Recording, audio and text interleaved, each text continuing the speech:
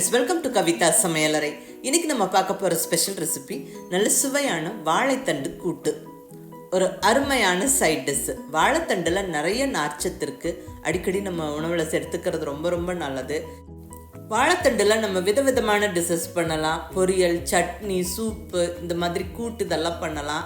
கூட்டில் என்ன ஸ்பெஷல்னால், நல்ல நார்ச்சத்து நிறைந்த அந்த வாழைத்தண்டோட நல்ல புரோட்டீன் சத்து நிறைந்த பருப்பும் சேர்த்து தேங்காய் மசாலா சேர்த்து நம்ம கூட்டு பண்ணுறோம். ரொம்ப நல்லா டேஸ்ட்டாக இருக்குங்க. சாதத்தோடு சாப்பிட்றதுக்கும் ரொம்ப நல்லாயிருக்கும். தோசை, சப்பாத்தி கூடவும் சாப்பிடலாங்க, ரொம்ப நல்லாயிருக்கும். இங்கே என்ன ஸ்பெஷல்னால், நம்ம இந்த வாழைத்தண்டு கூட்டை ஒன் பாட் ரெசிப்பியாக பண்ண போகிறோம். டக்குன்னு ஈஸியாக பண்ணிடலாம். வாங்க ரெசிபி எப்படின்னு பார்க்கலாம். இங்கே ஒரு மீடியம் சைஸ் வாழைத்தண்டை நல்ல சின்ன சின்ன பீசஸாக கட் பண்ணி வச்சுருக்கிறேன். பாருங்கள், இந்த அளவுக்கு சின்ன சின்ன பீசஸாக கம்ப்ளீட்டாக நல்லா நாரெல்லாம் எடுத்து வச்சாச்சு.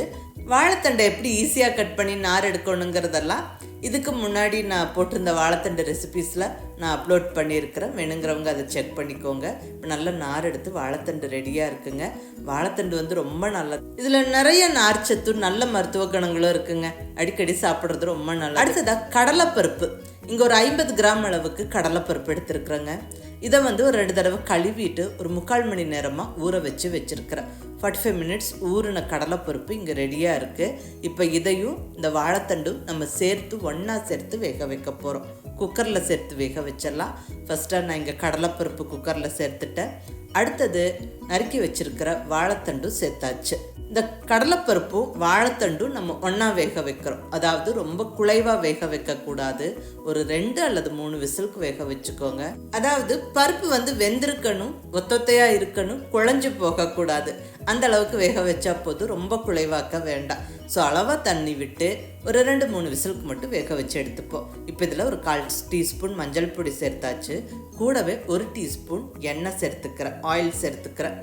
இந்த எண்ணெய் எதுக்காக சேர்க்கிறோன்னா, நம்ம குக்கரில் பருப்பு வேக வைக்கும்போது வெயிட் வச்சு விசில் வரும்போது லீக் ஆகும், தெரிச்சு வரும்.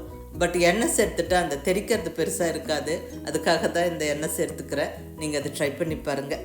இப்போ குக்கரை மூடி போட்டு விட்டு வெயிட் வச்சு விட்டு ஸ்டவ்வை மீடியம் ஃப்ளேமில் வச்சுருவோம். 2 அல்லது 3 விசிலுக்கு மட்டுமே இந்த வாழைத்தண்டும் பருப்பும் நம்ம வேக வச்சு எடுப்போம். பர்ஃபெக்டாக வெந்துடும். குக்கர் விசில் அந்த ஸ்டீம் ப்ரெஷர்லாம் தீர்ற அந்த டைமில் நம்ம தேங்காய் மசாலா அரைச்சிடலாம். பாருங்கள், குக்கர் விசில் வருது, லீக்கேஜஸ் பெருசாக இல்லை. ஸோ பருப்பெல்லாம் வேக வைக்கும்போது கொஞ்சமாக எண்ணெய் சேர்த்துக்கோங்க. இப்போ தேங்காய் மசாலா அரைச்சிடலாம். இங்கே 1/4 மூடி அளவுக்கு தேங்காய் மிக்ஸி ஜாரில் சேர்த்துருக்கிறேன்.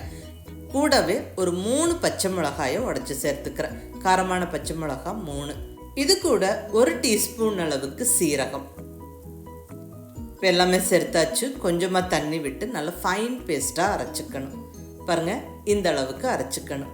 கமகமன்னு நல்ல ஃப்ரெஷ்ஷான தேங்காய் மசாலா ரெடி.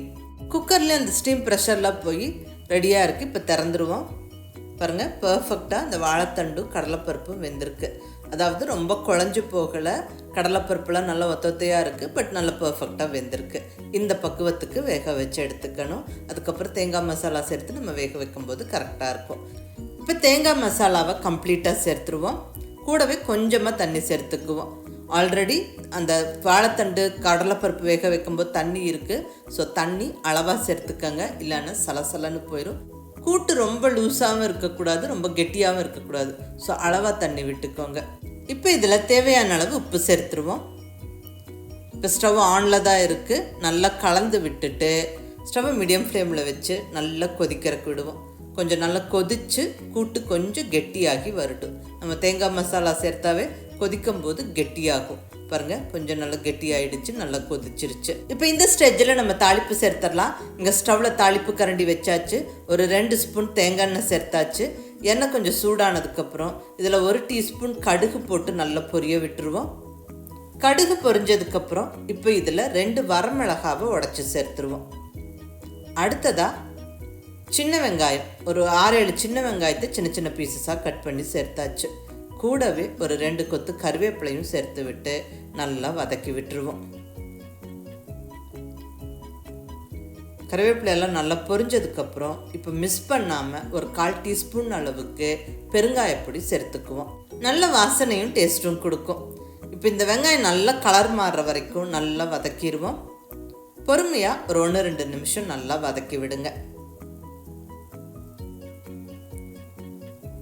நல்லா ஒரு 2 நிமிஷம் வதக்கி விட்டுட்டு ஸ்டவ் ஆஃப் பண்ணிவிட்டு நம்ம இப்போ கொதிச்சிட்ருக்கிற அந்த கூட்டில் சேர்த்து விட்டு நல்லா கலந்து விட்டுருவோம்.